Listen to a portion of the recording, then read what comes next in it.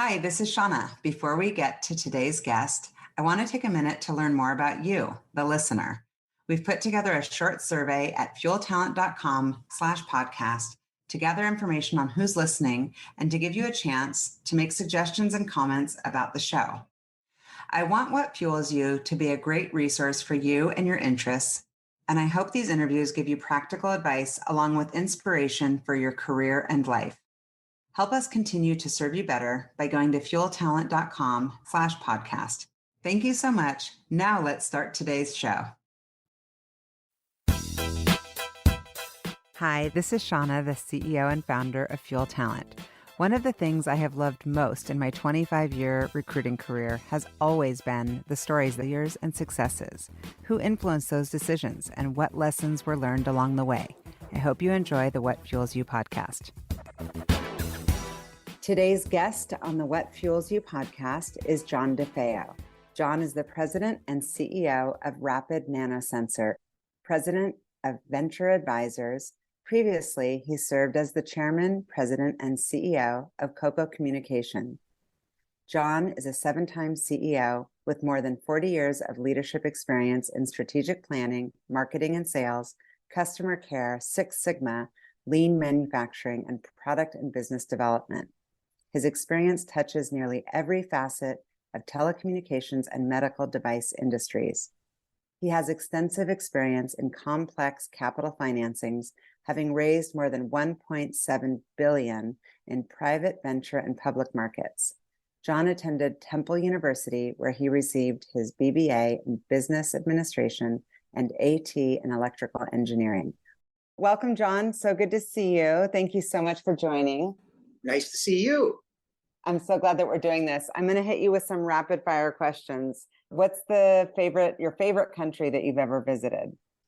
I think Denmark, because I was there at a very early point of my career, and I had to learn how Denmark worked.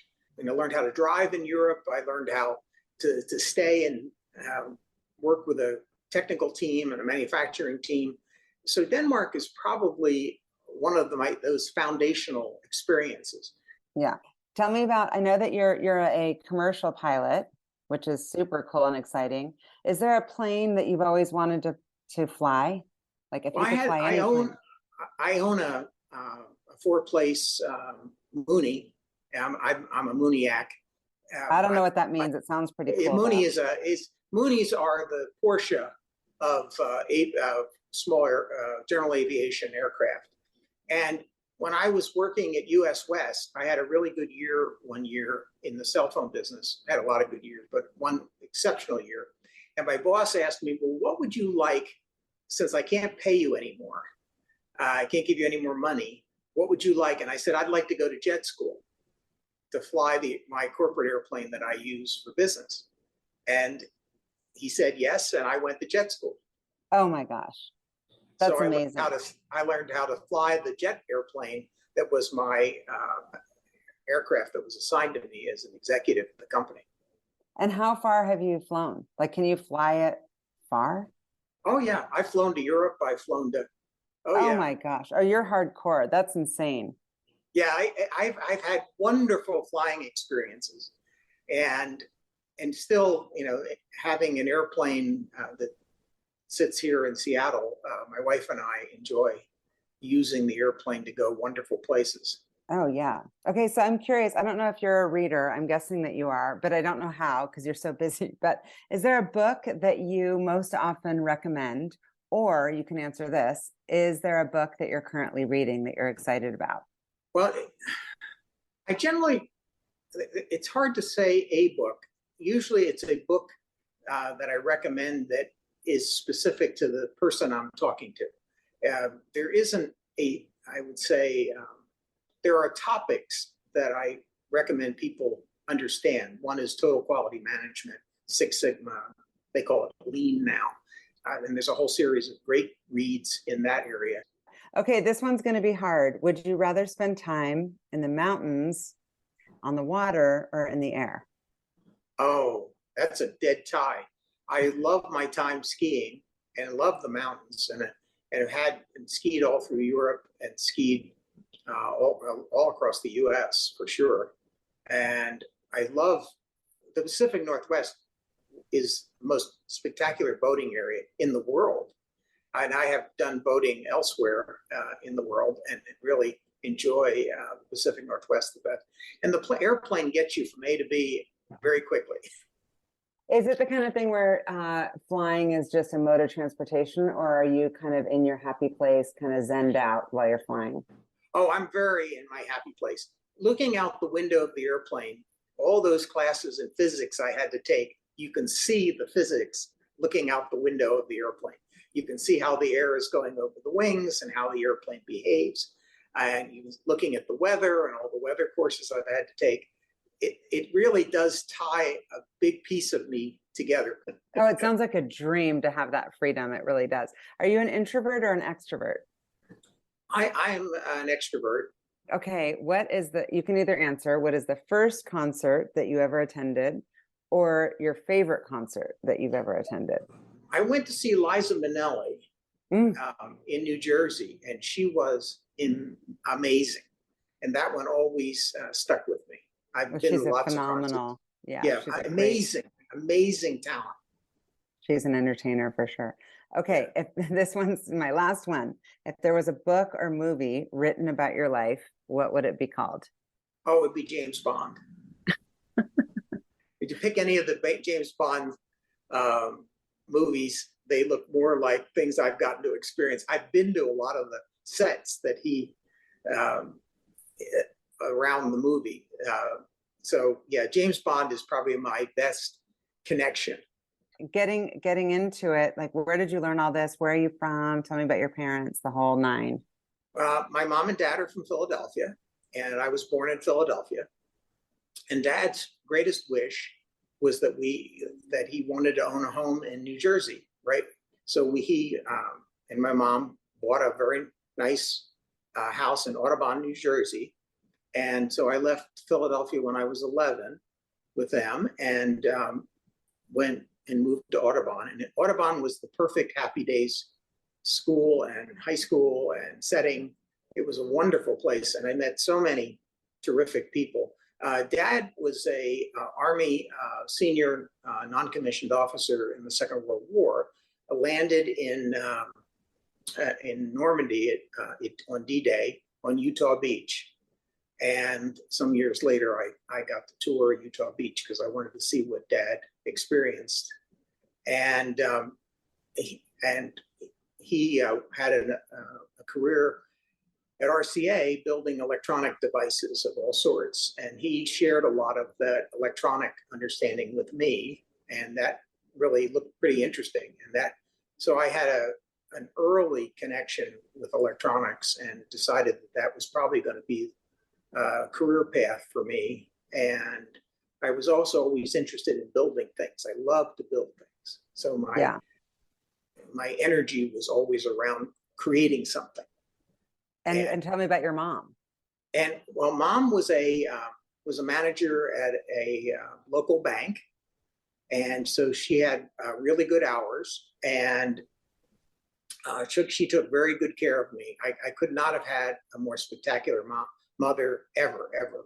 And unfortunately, my dad passed away when I was 13. Oh, wow. And it was just Mom and I. So I had take over a lot of the responsibilities of the house and look after her while she looked after me. And so we were really a great team, and we could do all kinds of things. And she had great skills, great interpersonal skills, she read everything.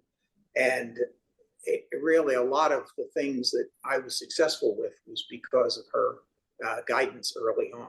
One of the things she said, after my dad passed away, is that she would introduce me to people that I should get to know.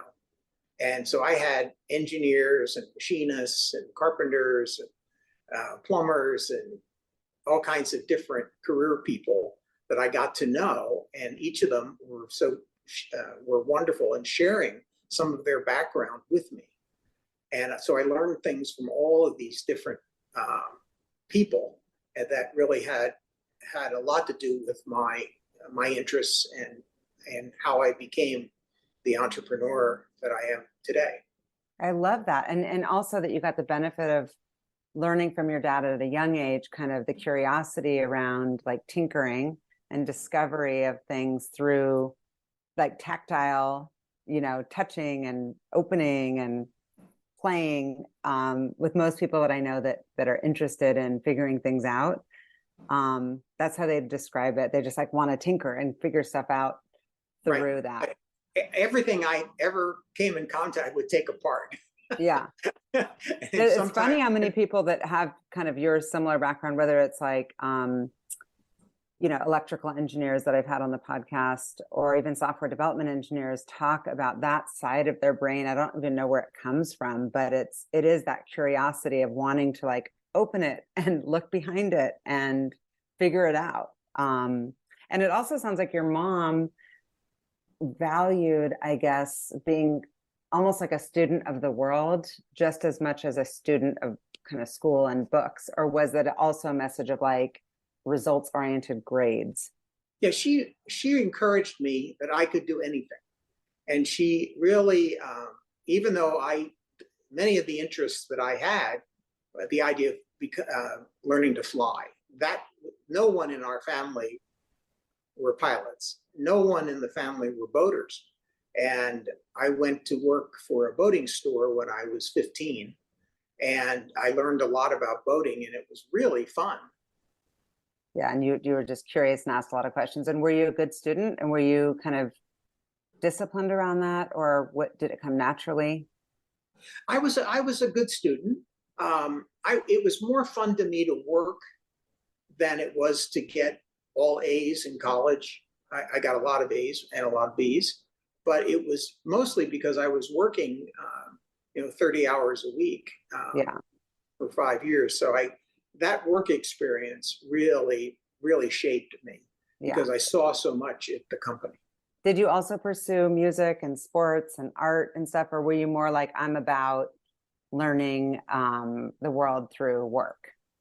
I think my work was my principal activity. I learned to ski when I was, I guess, 16. And I took flying lessons, I guess. I started flying when I was like 21 or 22. Wow. And I had done boating in my teens, thanks to the company I worked for at the time. And my mom introduced me to the company, and they hired me as a mechanic because I had good mechanical skills. And then because of the owner's son and I were close in age, he was a lot of fun to be around. Yeah, kind of took you under his wing. Yeah. Tell me about Temple University. How did you choose that school, and who were the people besides your mom that were influencing and guiding your decisions at that time? Well, Mom had gone to business college, and her brother and sister had gone to business college. They had all completed 2 years of business college. Some of my cousins were professionals, so I saw that the professional life was a good place to be, and I liked what they experienced in their work environments. And Temple is to Philadelphia what UW is to Seattle. Most of the people who have degrees in Philadelphia got their degrees at Temple University. Yeah, and you studied business there. I studied engineering first, and then after I got my engineering degree, I rolled my credits over to the business school and then got a business degree. Mm-hmm. And what kind of exposure did you get there to teachers or business leaders that would like ultimately influence business decisions that you made later in life? There were good mentors at college. I had a number of professors who, I remember one early crisis. I started at Temple, and after I got there, I guess 2 semesters, they tripled my tuition because it became a state school, and it was a private college, and it became a hybrid private college state university. And as a result, my tuition went up 3 times. And at that moment, I had the challenge of saying, how can I afford this? And should I go back and go to college in New Jersey? and I thought about becoming a teacher. And the professors at the engineering school said I should really find a way to raise the money to stay here, and I did. How did you do that? Well, I was fortunate. At the end of my freshman year in engineering school, I went to an electronics trade show in New York City, and I met an engineer who was in a trade show booth, and he said he was looking for a junior engineer to work at the company. So would I come down and have an interview? And I did, and I got the job. So did you work there a lot during college? Like how many hours a week were you working? I worked about 30 hours a week and then full time in the summer. Wow. So it was and they were very flexible about letting me set my hours around my class schedule. And the engineer who hired me was the owner of the company's son. So he was going to take over the business at some point, at which he did. And then, so he and I, the company owned a 73-foot sailboat. And since I knew something about boating from my years in working at a boat store in New Jersey, I helped them fix a lot of the things on the boat. So I became part of the Navy at the company. That's perfect. You also mentioned when we were kind of catching up before that you had some exposure to Young Presidents Organization. And for those listening that don't know about the organization, that's how I first got introduced to you. How has that organization influenced you? And that's when you first got exposed, was during college. Right. The fast forward through this is in engineering school, I only had one elective, and I took a business course. And I was so wowed by the business philosophy. And there were only 5 of us in the class. And Dr. Shometz really, really helped me see how exciting the business world was really about. And as part of that, so when the time came after engineering school, I was going to go to work for DuPont. I had accepted a job with DuPont to work as an engineer, and the idea came into mind that I should really take all my credits from my engineering degree and go to business school. So I applied, was accepted in business school, and just continued at Temple for business. And during my time at business school, they had seminars right after lunch several days a week. And I used to go to those seminars, and very interesting people would present their business story, what they were doing, what the product was, the technologies. It was wonderful talks. And as I would talk to the people after their talks were finished, I found a great number of them were members of YPO, Young Presidents Organization. And it so impressed me. I said, someday, if I have the credentials, I would love to join YPO. And sure enough, when I got to Seattle, it was an opportunity, and I qualified to join YPO. Yeah. So for those listening, it's an international organization for presidents. You can be either a founder or somebody who's like a hired gun or a family member who's running a company for a certain level of revenue and certain number of employees and or both, to have a network of people who have shared, I guess, interests and mindsets. Right. And, yeah. We talk about it as the DNA of the organization. There are 30,000 members worldwide. And I think YPO is in 140 countries.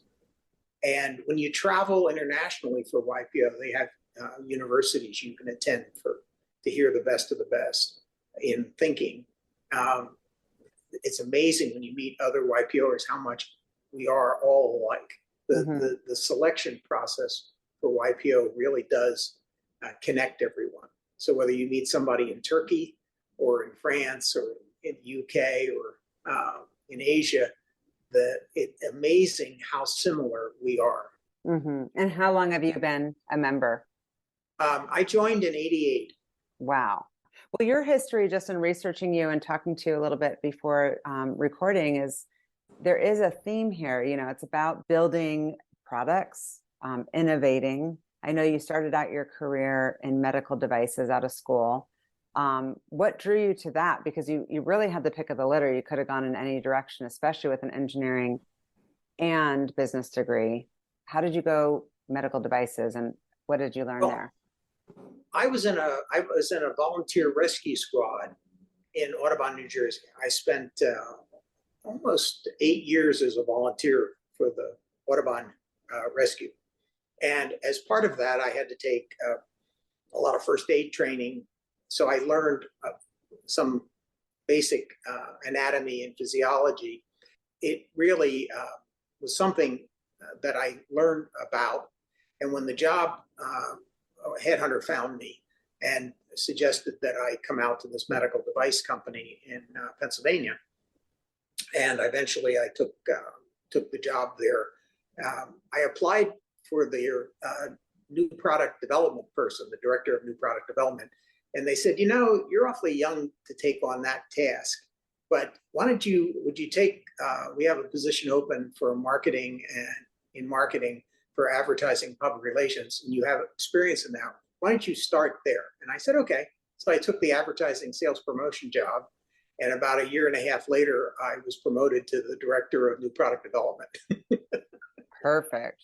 I love that all these things early on in your career, it's like, you're so young and you're doing these things, and even being recruited by a headhunter so early, you're doing kind of all these things. And was there a lens through which you were making these decisions, and were there any regrets along the way? I know you went from there to Chicago to Abbott. Was it like, oh, that sounds fun and a new adventure, or were you being very calculated and strategic with those decisions? Well, I think leaving Philadelphia was a challenge. It really was a hard idea because I was working for this medical device company. The other half of the medical device company was an aviation company. It was Narco Scientific. They manufactured navigation equipment for light airplanes. So I learned how to fly in the flying club that was organized in the aviation part of the company. But I eventually said I should go do this, and I did. My mom supported me, even though she didn't like the idea that I was not going to be in Philadelphia anymore. Sure. But she always thought I'd come back. Well, yeah. I left for almost 17 years out of Seattle, and then did come back. My parents were like shocked. And yeah. Yeah, it's always sometimes funny how that all works out. And you just never know. Yeah. And Abbott was a terrific company to work for, a very big corporation, wonderful programs, great people, learned a lot in that environment, did a lot for them. I was responsible for a couple of manufacturing companies outside of Cincinnati. So I eventually bought an airplane in Chicago, and I could fly the airplane down to Cincinnati twice a month to do business for Abbott, and that was really wonderful. So then I got recruited by a headhunter to come to work for GE Medical Systems in Milwaukee. So I took the job at GE, moved up to Milwaukee, and built new medical devices. Mostly the company's product line that I was the senior marketing person. I ran the marketing department for the gamma cameras, which are devices that read radionuclides that are injected into patients, and that it allows the camera to take a picture of where the radionuclide travels in the body. And so I learned a lot about physiology, anatomy, and physics to deal with the nuclear medicine. And so after about a little over a year of leading the marketing position, they offered me the worldwide general manager's job. Oh my gosh. How old are you at this point? I'm just trying to do the math. I'm guessing under 30. Yeah, I was say 20, maybe 26, 25. Yeah. Oh my goodness. And so I had traveled quite a bit in Europe because of this division. And because I could relate to Europe, the Danes would respect my point of view because it was connected to Europe. Yeah. And that really made a big difference. Some of the products that I led in that organization, believe it or not, many decades later are still the world leader in that category. Really? What types of products? Okay, the product was called the 400T. It was a camera that the image area was about, it was 400 centimeters. And GE was the world leader at that point in CAT scanning using X-ray. And I convinced the chief engineer for the CAT scanner, Dr. Adelheit, Lonnie Adelheit, to loan me one of his engineers to apply the algorithms of the camera or for the CAT scanner to a nuclear image. And he did the equations, and we built the product that would do three-dimensional imaging of a nuclear image as opposed to doing a two-dimensional image. And it was so revealing, and it made the medical use of the product that much better. And no one had thought about doing this. And that became an amazing product. And they're still using it today. And it's the world leader in its tomographic imaging to this day. I mean, a lot of areas, in cellular, which is a huge part of your success and how I know you, like reputationally, also products that are still being used. And you're we can get into that. Like, how did you transition? And given that you had so much momentum at GE Healthcare, why did you, I guess, make the switch? To electric? The head of the president of the division, Dr. Walt Robb, sat me down and said, you might have a career here, but you need to finish all the finishing schools that we expect our executives to complete. And I said, what do you mean? I've been in manufacturing, I've been in engineering, been in sales. He said, but you didn't do it here. You got to do it here. So it took me about 3.5 years to take all the courses that I had to take. And I finished them. And when I finished them, the same Dr. Robb sat me down. He said, well, now it's time for you to go do something different. And you have a radio background. And I think we'd like you to go to the two-way radio business, the commercial radio business in Lynchburg, Virginia. And I think that would be a good fit for your skill set. And so off I went. And started over in a completely new business. And after I was there I was doing planning for the whole strategic planning for the company, but I was also running marketing, worldwide marketing. So I was, there was the cellular thing that everybody was talking about, and the company had no plan to be in the cellular business. This was 1981 and 82, I guess 82. And I said, you guys really need to be in this business. That device, that cell phone, might put you out of business. And they said, well, that's possible. I said, yeah, let me put a plan together and see if I can convince you to go into the cellular business. And sure enough, I put the plan together. I was successful in convincing them they should be in the cell business. That's amazing. And cell phones came out in like 1983, so that overlaps. 80, well, yeah, Chicago turned on at the very end of 1983, and most of the cell phone companies built their networks out in 84. And so I joined. So it was now 1983, and the president of that division said, the medical systems people want you to come back, and they want you to run the magnetic imaging business, which would be a huge promotion, big company, big organization. And at the same time, a recruiter found me that said, we're looking for someone to come out to Seattle to build the cell phone business here in Seattle. So wow. So you're open so much to different geographies, which makes you an attractive candidate to a recruiter. yes, yeah, I used to come out to the Pacific Northwest to do new product launches in the radio business. So I knew what a spectacular area this was and what a beautiful boating area it was. Yeah. And so I decided that the way the deal worked, I would be recruited into AT&T, and AT&T was about to break into 7 parts, the regional Bell system.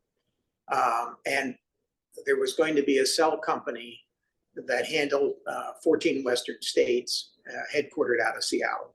And I knew what a great place Seattle was, and I was excited about the future of the cell phone business. So I said yes. It was in May of 1983. And we built the cell phone. This was for US West, was the parent company. And we put the company strategy together. And since I was hired as the chief marketing officer and president, and I put the plan together and sold it to my CEO and to the corporate people. And that was the business we built. So we operated, we built the first system in Seattle. And for our competitor didn't show up with a network for over 2 years later. Who was your CEO, like that hired you? The person who hired me was Dick Callahan. He understood state, local, and federal regulation really, really well, and how to navigate and do public policy. And as part of the cell phone business, public policy was really, really important. If you're on the Verizon system today, that was the system I built. That's incredible. I built eventually those 14 states, actually 15 states by that time, were acquired by Verizon. And I had wanted to become the national operator, and I put every plan I could think of in front of the US West people, and they just couldn't see that cellular was the next big thing. You know, before the internet and before Google and before social media and apps, and cellular was the first big idea that came out of America. Oh, it was huge. It was huge. I mean, it was huge. And and I was a founder of that and a pioneer that. So so Dick, one of the things I did in my marketing role was I decided that since US West only let us buy a few other markets, they said, well, if you could get the markets for nothing, if you could earn the markets without us having to pay for them, then we would do it. So I said, well, I can't do that in the US because the people in the US realize how expensive, how valuable cellular is going to be. But I could probably do it in Europe. And they said, well, if you can get a license in Europe, we support you. So I went to Europe and convinced countries to allow us to bid on systems, and we won all of the United Kingdom in '89, and then we won Hungary, we won the Czech Republic, Slovakia, we built Moscow, we built St. Petersburg. So we had a real run of international cellular. So I got to repeat. So I was running the domestic business. I was running these worldwide operations. And my boss saw that there was a big opportunity in this. Dick Callahan saw that there was a big opportunity in international, and he wanted to become the senior executive for international for all of US West.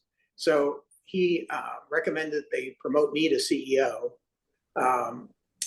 and which I did. That was in '85.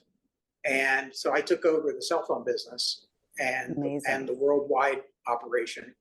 And he moved to Denver. And that's incredible. Would you describe that, John, as the pinnacle time of your career? Like the most intense, the most exhilarating, or was it the most stressful, or kind of it was of all the above? I realized this was a significant opportunity. Yeah. And the skills that the first 5 years I was in the cell phone business, though I was learning a lot about the cell phone, I didn't really add much in the way of experience in business skills, because my business background at that point had been pretty developed. But in 1988, US West asked me to take my cell phone company public. And when I had to go through the public offering, we started that process in '87, and the company went public in '88. And so I ran the company as a public company for about 5 years. And Did you enjoy that? Like when you look at the difference, because I have a few friends that have taken their companies public, and it's a whole different level of scrutiny and stress, frankly. Yeah, it was because I was about growth, and US West in their with their shareholders, they're about profits. Yeah, they had about returns, right? Yeah. And so I was the one using cash. Yeah. And they were having to fund a large portion of our cash needs. Mm. And that created quite a bit of stress and the faster we grew, the more cash we needed. Mm-hmm. And that was very stressful with the two different agendas, because I'd go out and convince people to consider investing in our company. And at the same time, I knew that the corporate parent was more concerned about cash management. I left in '89 to focus on international, and I came back in '91. And the big decision was, do I go back to the original strategies I was using back in '89 when we were wildly successful? Or should I re-look at the business as if I was a new executive coming in? And I decided to look at the business anew and see what the company needed, and not go back to what I was doing in the past that was so successful. And that turned out to be one of the biggest accomplishments in my career, is that I built the company differently because it had different needs. And I saw new things because of my time in Europe that really we could take advantage of, and I did. And that's super smart. Plus, in an industry that's innovating and growing so quickly, it has to be looked at differently. Yes. In a tech industry or cellular business, you have to look at it differently. Is it true that you had the second mobile phone in Washington? Oh yes, I had the second phone in the Seattle area. My boss got the first one, and I got the second one. So my cell phone number is the second cell phone number ever issued in Seattle. And you still have the same phone number? Yes, I still have the same phone number. We want to ask what it is, because we don't want you to get harassed. Yeah, what kind of phone do you have now? Like, are you I'm an Apple phone user. And do you have the 14 right now, the most recent? Do you kind of keep up? It's one generation earlier. Yeah. I remember I was a big when I was in the cell business, I convinced Motorola to sell cell phones through carriers. You have to believe this story. Motorola was not going to sell phones through the carriers, the companies who were offering the service. They were going to sell all the phones themselves. They had a 4,000 person sales force, and they were going to sell the cell phones. And I said, and they wouldn't take a meeting with me because they didn't want to say no to me. And I eventually convinced an executive at Motorola, and he met me in Phoenix, and on the hood of a car at a parking lot I convinced him that we should sell cell phone. He should sell cell phones through carriers, and he took it back to Motorola, and they eventually agreed that they would allow us to sell their cell phones. I became the largest distributor of Motorola cell phones in the world. That's crazy. I'm guessing people walking by in Phoenix, Arizona are not thinking that's what's happening in the parking lot. Yeah, on the hood of a car. On the hood of a car. Yeah, I had my plan laid out. Tell me about US Airwaves. That's that you founded that company, and that's right. That yes, comes out after. Yes, because you left. Now, US West wanted me to be the chief technology officer for the cable business. Mm-hmm. And they wanted me to build that company. Mm-hmm. And I said, well, there's a new spectrum that's going to be awarded by the federal government, and I'm only going to have one more chance at doing that. So I think I'm going to leave US West and start a new cellular company based on all the experience I had. And so I did. I started the company, and I recruited a number of people to come work for me from that were with me at US West.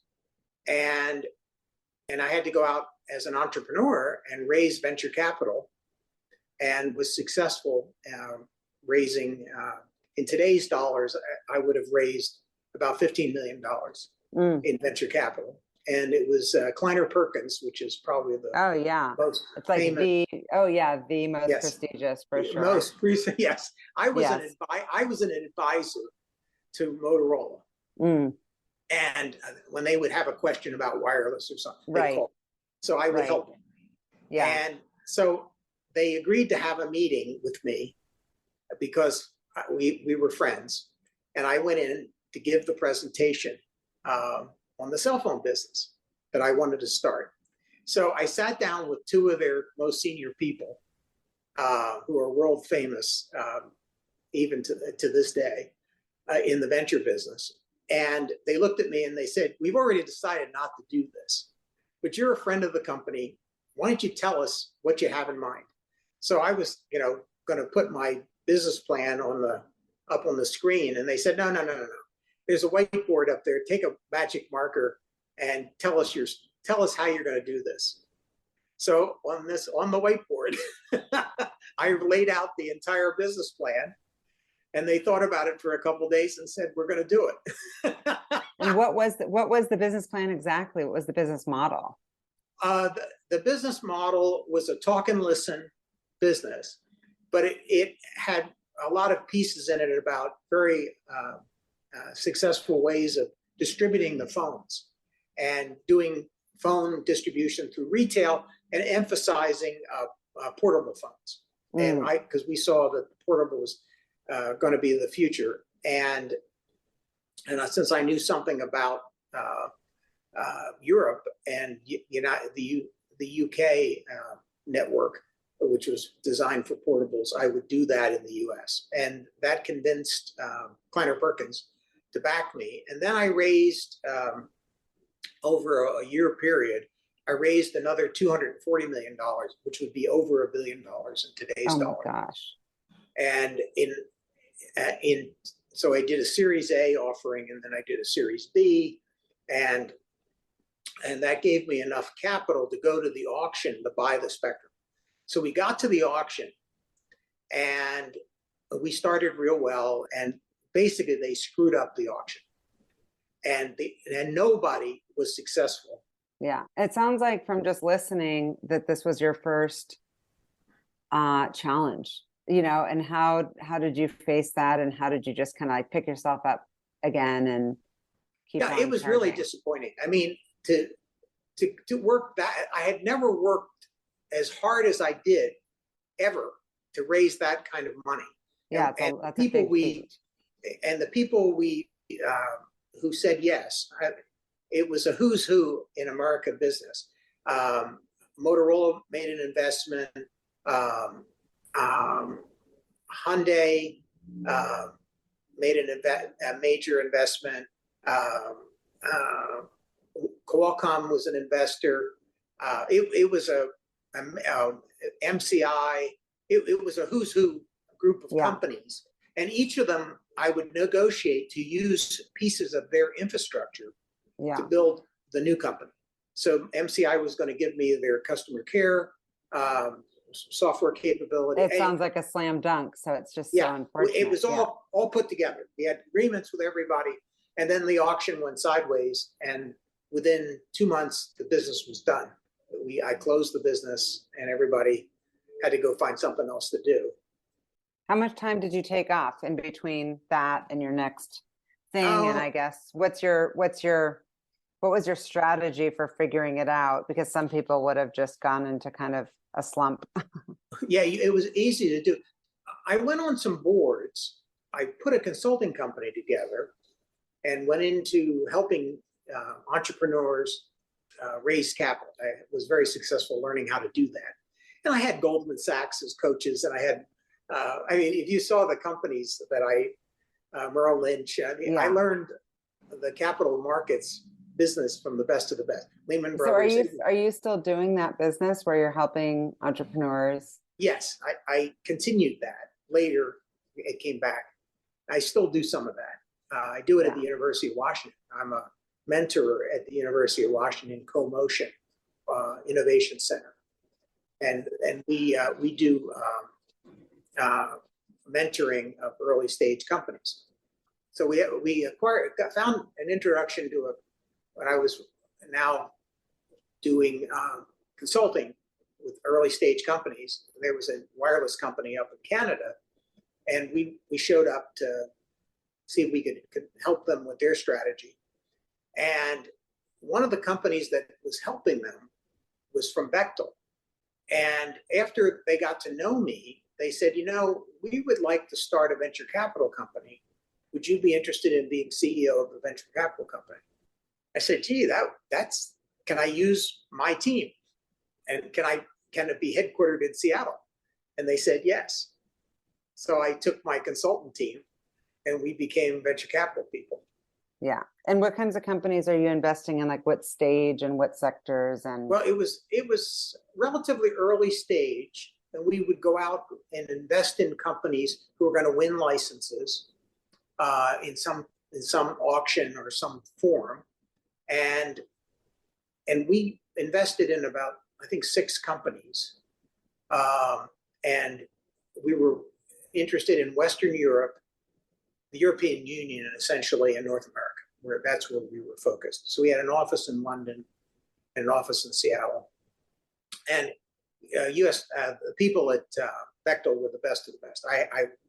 They treated me really, really well, and they supported. I couldn't have asked for a better team that really bought into the vision of what we were trying to do. And the CEO of Bechtel, Riley Bechtel, was my principal contact at the corporation. And he was wonderful. So we really got to do a lot of interesting things. In reflecting on your career, because it's been amazing, and I do want to hear about what you're doing right now, because it's super cool. Do you have some lessons that you can share with our listeners around leadership? Like, what are your top 3 leadership attributes that you most admire? What we did, and I did this a number of times in recruiting people, what I found were people that worked on a mastery of some subject. I found that those people were more adaptive when you went into new markets and innovation. Mm-hmm. So first thing was to look for people who were good at more than one thing, who had skills in 2 areas. The second was really people that are easy to get along with. And the third thing, and they had to be real. And the third thing was they had to be really, really smart. They had to not necessarily academically, but they had to be really, really smart. And the fourth thing is they had to be hard to kill. And I always looked for people who had reversals in their careers, but would bounce back and would get up and figure out a way to do it again. and get back in the game. Ah, So those four things are principles that I've used many, many times in the ventures that I've put together. And as you said a few minutes ago, I'm engaged in a new venture. There's two professors at the University of Washington developed a new platform to build diagnostic products around to detect different diseases. And the National Institutes of Health came to them and gave them grants to develop this technology. And the University of Washington invested. So I was at the, and still am at the U in this in their CoMotion organization. So the CoMotion people asked me if I would take an interview because they needed a CEO because they were, to get their next round of financing, they had to have a CEO in place. So I met with them, and I liked the two guys, and I liked the idea, and it was a big idea. And so I said yes, and so I'm back being CEO again of another early stage company. that sounds like a blast and so relevant. And imagine you crack this code, right? We're hard at it. We've developed as a proof of concept that this technology can be a big help to diagnostic medicine. The National Institutes of Health wanted us to focus on a more sensitive form of a COVID test. Mm-hmm. And so we applied our science, the technical team applied their skills around that. And we have developed a much more sensitive COVID test that can be run in 8 minutes. And it really allows you to find people that have the disease but have no symptoms. Because the over-the-counter test that we all take before you go to a cocktail party or a family gathering, those tests are not that sensitive.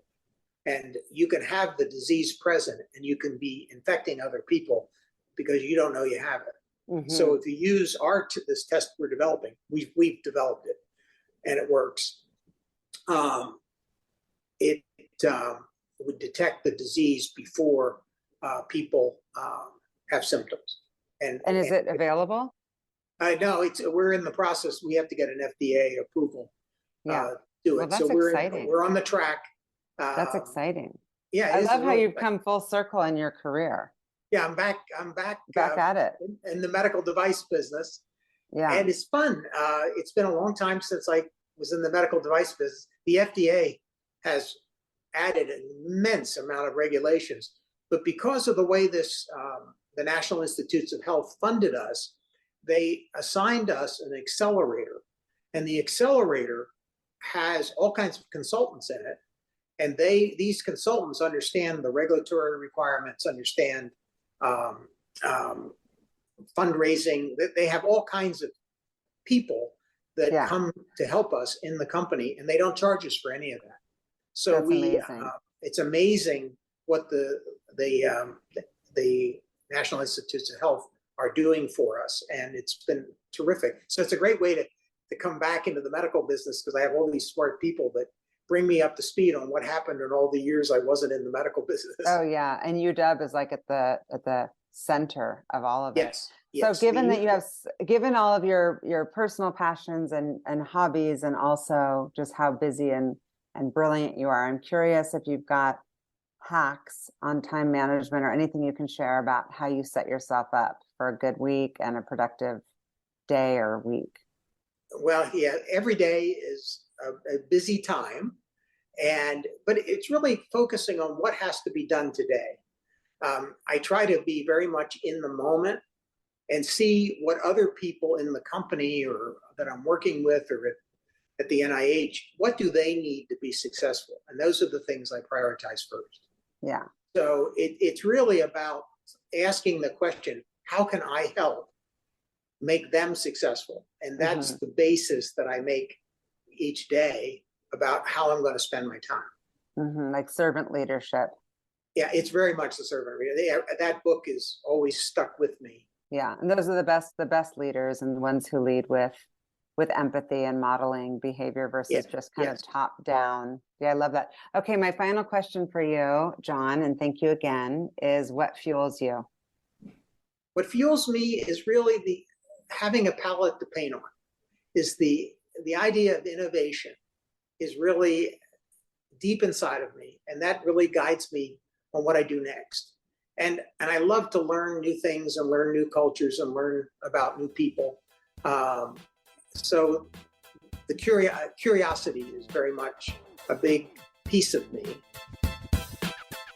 Thank you for listening to the What Fuels You podcast. Be sure to subscribe, rate, and review on iTunes, Google Podcasts, or Spotify, and follow us on social media to keep up with the latest news and episodes. You can also contact us at podcast@fueltalent.com to provide feedback, ask questions, and share topics or guests you would like us to cover in the future. We hope you feel inspired by our guests and that we have helped fuel your day. Join us next time for another episode of What Fuels You.